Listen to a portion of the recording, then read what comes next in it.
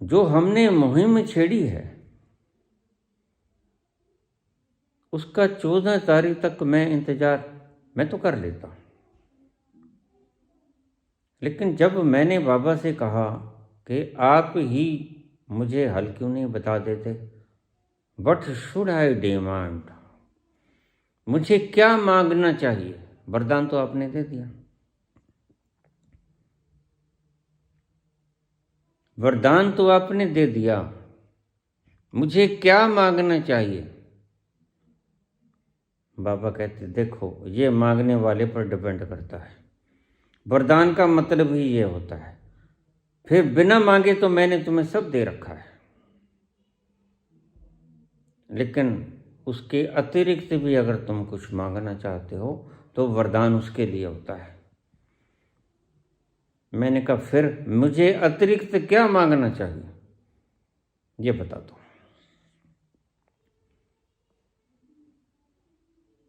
तो जो मैं सोच नहीं सकता था वो बाबा ने मुझे दे दिया।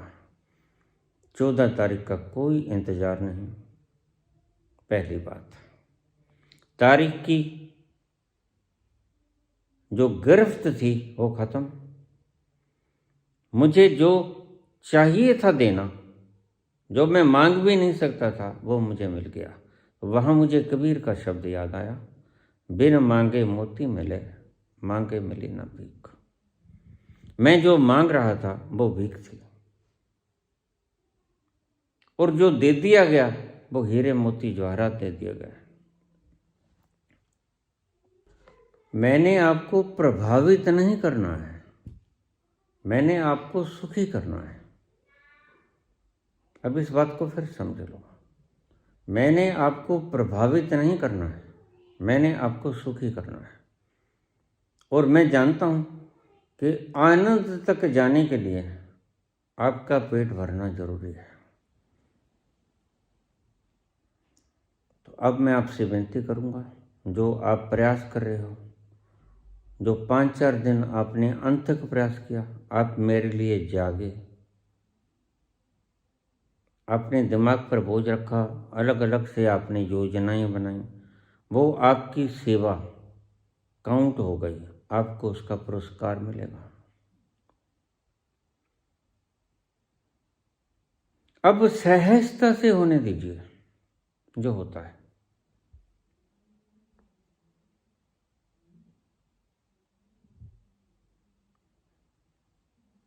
जो आप कर सकते हैं 10 साल में, 20 साल में, 50 साल में, वो मैं जब चाहूँगा कर लूँगा। तुम इस भार से आज़ाद हो जाओ।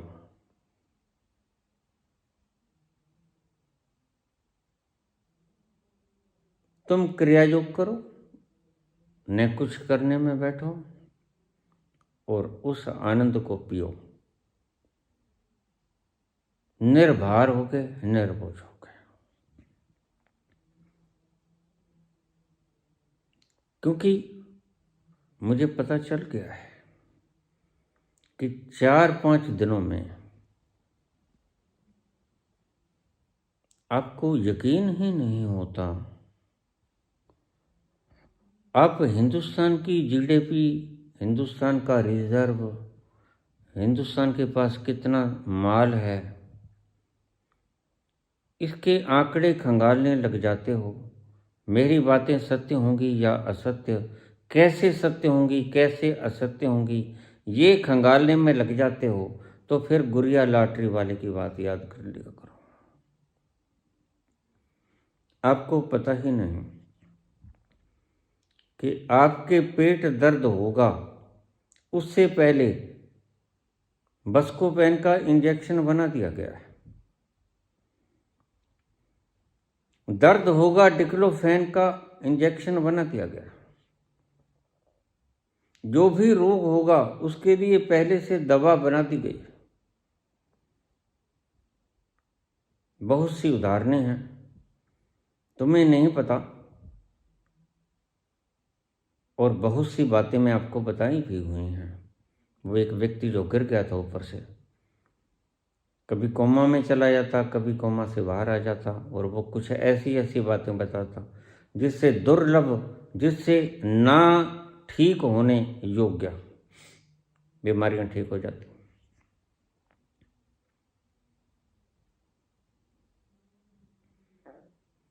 मुझे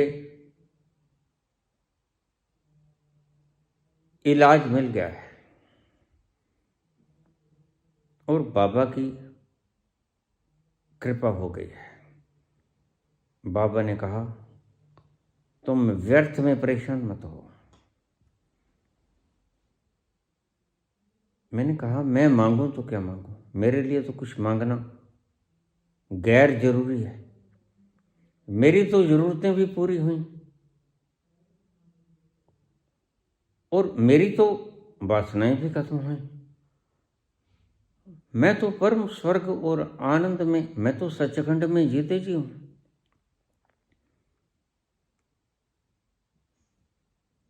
तो मुझे क्या मांगना चाहिए आप ही बताओ। वो कहते ठीक, फिर मैंने वो दे दिया तुम्हें जो तुम्हें मांगना चाहिए, और मुझे दे दिया गया, मुझे बदला दिया गया, मुझे दे दिया गया। पहले उन्होंने क्या करना था, जो भी आपको बता दूं, दिमाग में से निकल जाए आपके बात, आप गणित लगा लो अपना। क्या थी मेरी योजना, उससे कैसे आपकी गरीबी मिट जाती, बिना किसी भी छेड़छाड़ किए। मैंने सिर्फ जिन्होंने कुकृत्य किए उनके हिसाब तो न्याय प्रणाली के हिसाब से न्याय प्रणाली को सौंप देने थे कि आप इनको देखिए और बिल्कुल न्याय से यह देखिए इनका कसूर बनता है, नहीं कसूर बनता है तो इन्हें दंडित कीजिए। यह मैंने अपने हाथ में नहीं लेना था, सभी को उसके न्याय के हिसाब से सौंप देना था। तो बाबा कैसे हल करते हैं,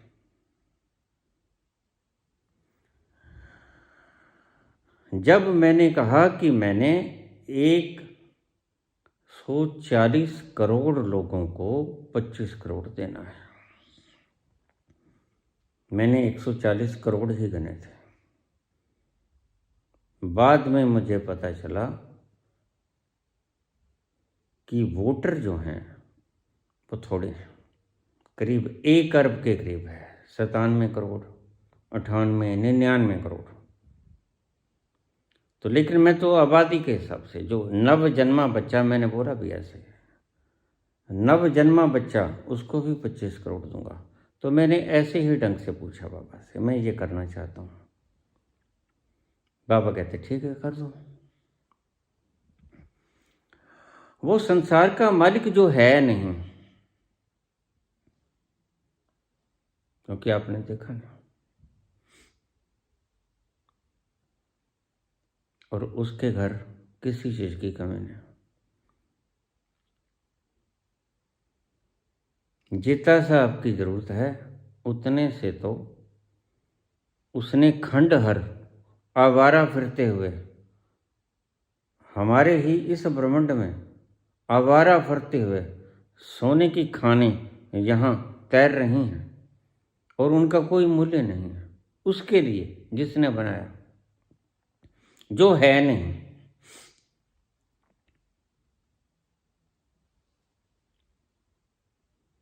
तो बात तो सारी यहीं पे यकीन पे आती है ना। तो यकीन तो मैं करना भी नहीं चाहिए, और यकीन तो मैं नहीं आया, भीतर की बात जुबां पे आ गई। लोग कहते, बाबा कहते हैं, हंसने लग जाते, 25 करोड़ हमें दोगे, क्यों दोगे जब हमारा पेट दुख ही नहीं रहा। जरूर ही आप एंटीस्पास्मोडिक देना है हमें, बस को पेन देना है, अब दर्द ही नहीं हो रहा हमें।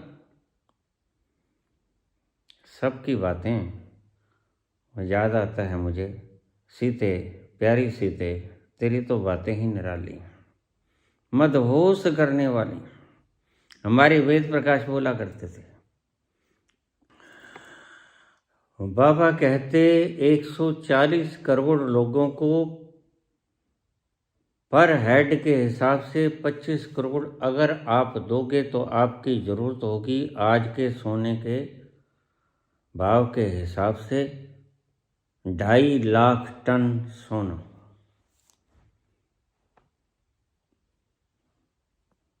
बोलिए पूरी करूं?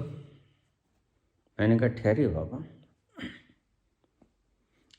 अभी आपने मुझे आशीर्वाद दिया है, आप प्रसन्न हैं, तो फिर आप ही बता दीजिए मुझे क्या मांगना चाहिए। खैर यह ऑप्शन तो मेरे पास थी।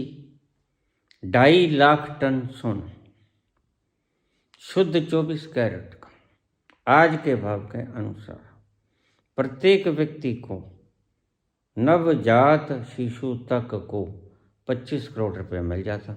सारी बीमारियां, कष्ट, कलेश, उपद्रव, तुम हंसने वालों से ये शब्द इनको जरूर सुना देना। फिर ये मगज खपाई करें तो करते रहें। एक मणि होती है पारस मणि, मैंने आपको संकेत भी दिया था। मैंने बचपन में नहीं, जब मैं जाया करता था गौशाला मंदिर, तो एक संत मिले थे जिन्होंने मुझे पारस मणि दी थी और मैंने उन्हें वापस दे दी कि ले जाओ, मैंने क्या करनी। क्योंकि शुरू से तमन्ना नहीं थी इन चीज़ों में, पदार्थों में तमन्ना नहीं थी, इकट्ठे करने का शौक नहीं था, इन चीज़ों का शौक नहीं था। वह पारस मणि कितने भी लोहे को सोने बदलती है। 2.5 लाख टन सोना बाबा कहते हैं आपको आवश्यकता है, इतनी पड़ेगी। आज के हिसाब से इतना बनता है, और चाहिए तो और ले लो। 25 करोड़ ही देना चाहते हो? मैंने कहा हाँ इतना देना चाहता हूँ। किसी से छीनना तो नहीं चाहते? नहीं, छीनना तो नहीं, छीनने वाला थोड़ी हूँ, छीनूंगा किसी से नहीं, लेकिन अपर लिमिट 25 करोड़ होगी। बाकी वो काम करेंगे, करते रहे। बाकी तो उन्होंने श्रेय लेना है, एक नंबर के अमीर बन जाएंगे, बन जाएंगे, पक्का ही बन जाएंगे। वो अपना काम करें, मैं उनसे कुछ छीनूंगा नहीं। मैंने पहले भी कहा कुछ नहीं छीनूंगा किसी।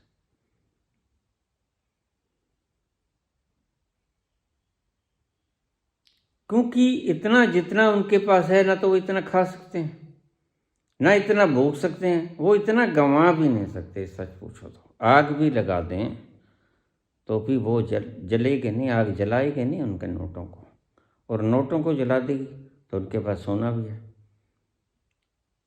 उनके पास ऐसी करेंसी पे जो जलाई नहीं जाती, चांदी भी है।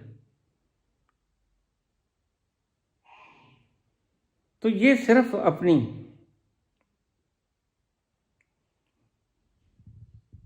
श्रेय चाहते हैं, बस एक नंबर का हो जाऊं, यह इनकी वासना है। इनको एक नंबर का हो जाने तो मैं तनक भी इनमें बाधा नहीं बनूंगा, किसी से नहीं हिसाब मांगूंगा, कहां से आया, छीनूंगा नहीं। तुम एक नंबर होते हो, अच्छा है, एक नंबर हो जाओ। तो मैंने कहा जब मैं 25 करोड़ दे दूंगा तो परचेजिंग पावर बढ़ जाएगी, बाहर से लोग आ जाएंगे।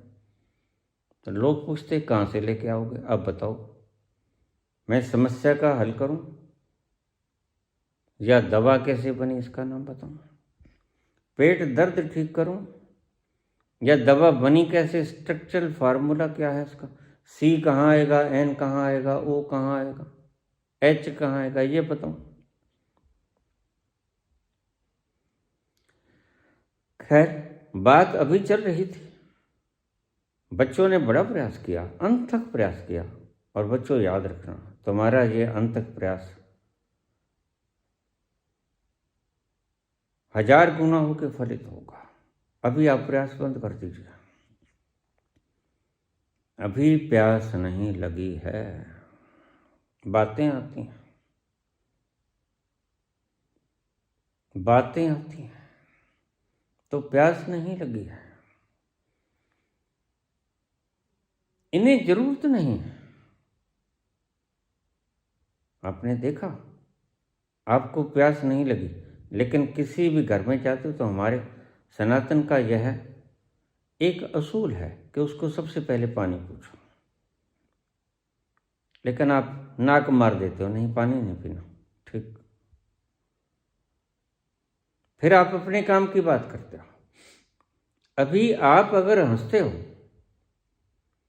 तो निश्चित ही आप हमें मूर्ख समझते हो। थोड़े थोड़े पागल तो हम हैं, इतना तो मैं बहुत बार कहता हूँ। लेकिन याद रखना, तुम जितने पागल नहीं हो। तुम जितना पागल तो आदमी किसी को भी न बनाए। इतनी मंद बुद्धिता भी अच्छी नहीं होती कि किसी को हम मारकर खीर खिलाएं कि खीर खा, वो कहें कि इसमें कुछ मिला तो नहीं दिया आपने। बस ऐसा ही काम आप कर रहे थे, और ऐसे ही उलाहने ताने हमारे भक्तजन जो बेचारे पूर्ण प्रयास से आत्मा से कर रहे थे, निरंतर चालू थे, कर रहे थे। तो जब आपको प्यास ही नहीं लगी, हम श्रेय हम नहीं लेना चाहते, हमारी ज़रूरतें ही मिट गईं, हमारी वासनाएं ही मिट गईं, हमारी इच्छाएं ही मिट गईं। जो व्यक्ति संगम पर, त्रिवेणी संगम पर चला था देह त्याग के लिए, उसकी क्या वासना बाकी बची होगी? वह करुणावश तुम्हारी पुकार सुन के आया, और बाबा ने मुझे हाल बता दिया कि आप ये कर लो, ठीक। और बाबा का फार्मूला कभी गलत नहीं होता। लेकिन पहले क्या करना था? 2.5 लाख टन सोना पारस मनी दे देते, सभी भक्त लग जाते। 1, 2, 5, 7, 10, 20, 50, 1000 जितने भी चाहिए, पारस मनी की कोई कमी नहीं। ईश्वर के दरबार में किसी चीज की कोई कमी नहीं होती। सभी भक्त लगातार सोना बनाते रहते।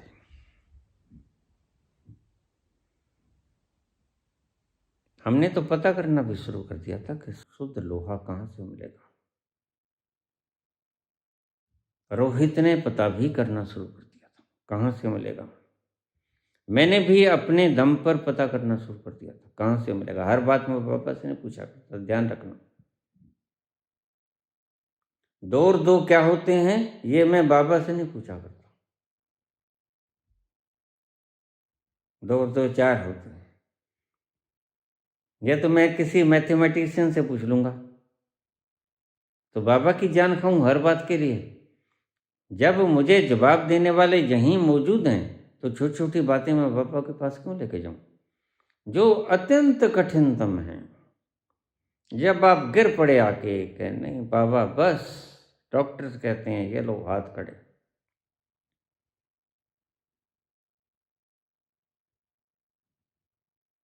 फिर वह फरियाद बाबा के पास जाती है। फिर उसकी मौज, जिसने संसार बनाया वह सब जानता क्यों बनाया, क्या पर्पस था, यह खेल है या कर्म भोग का एक आनंद, ये वो ही जानता है। लेकिन हमने जान लिया है, मैंने जान लिया है कि मैं तो नहीं हूं।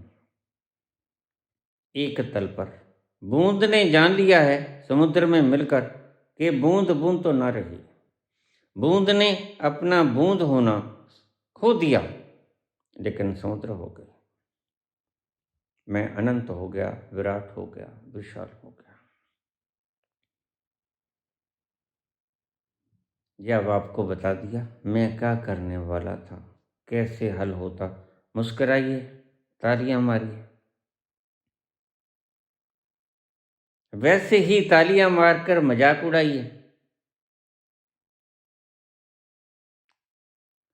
कहिए परमात्मा नहीं है, नारे लगाइए। कहिए खुशी होती है नहीं।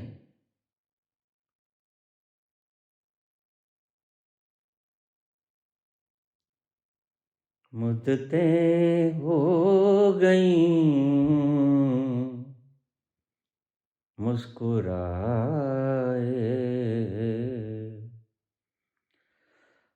आज सोचा तो आंसू भर आए। मुद्दतें हो गईं मुस्कुराए। सोचिए पिछली दफे तुम कब हंसे थे, पूर्ण आनंद से अट्टहास कब किए थे। तुम्हें याद आएगा तुम कभी हंसे नहीं। यह भी क्या जीवन है। तुम जीवन नहीं जी रहे, तुम जीवन को धक्के मार रहे हो। तुम जीवन को धक्के मार रहे हो, दिनों को धक्के मार रहे हो। यह जीना जीना नहीं है। मैं तुम्हें जीने की तरफ ले जाना चाहता हूँ। मैं ना बोलना बंद करूँगा और ना मैंने बोलना बंद किया था। लगातार निरंतर आपको एक दिन भी मिस न हुआ। निरंतर आपको आध्यात्मिक चैनल पर वीडियोस मिलती रही।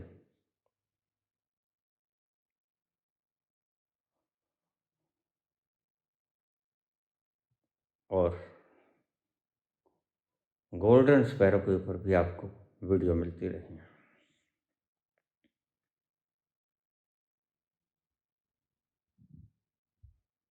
चैनल को सब्सक्राइब कीजिए ना कीजिए, मेंबर बनिए ना बनिए,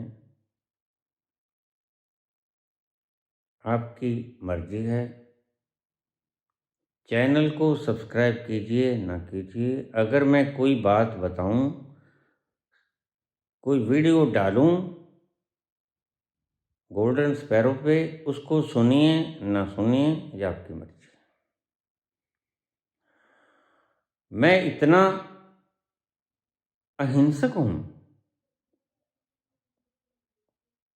और इतना सामर्थ्यवान हूं कि आपको एक क्षण में परमात्मा पर भरोसा करा सकता हूं।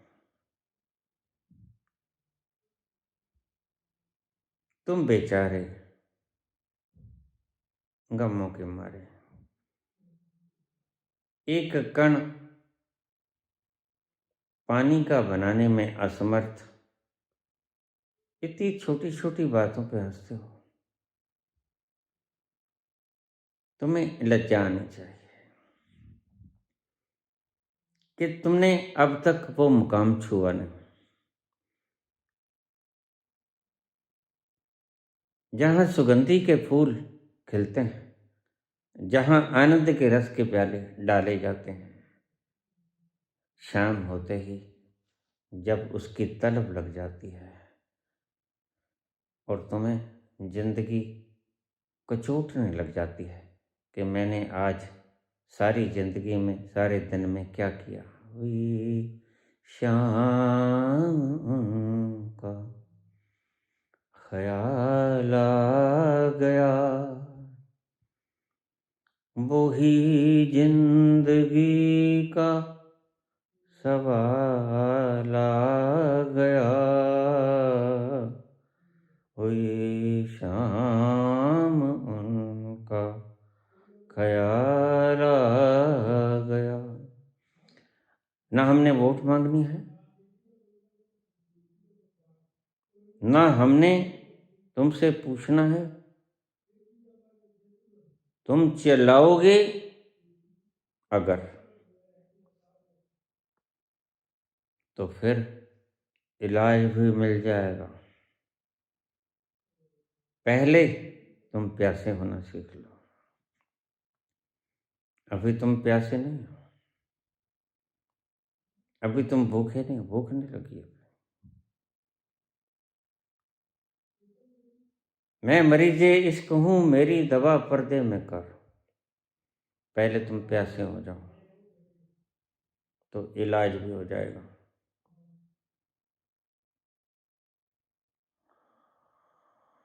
मैं ना रहूं तो मेरी मूर्ति के पास इलाज हो जाएगा। अब कोई तकलीफ नहीं, टाइम बैंड भी नहीं। मैं ना रहूं तो पास ही समाधि बन रही है। वहां जाकर अपनी उलझनों को, तकलीफों को, दर्दों को, दुखों को, कष्टों को, कलेशों को, अभावों को बोल देना, महज गुनगुना देना, अहम त्वां सर्व पापेभ्यो मोक्षयिष्यामि मा शुचः।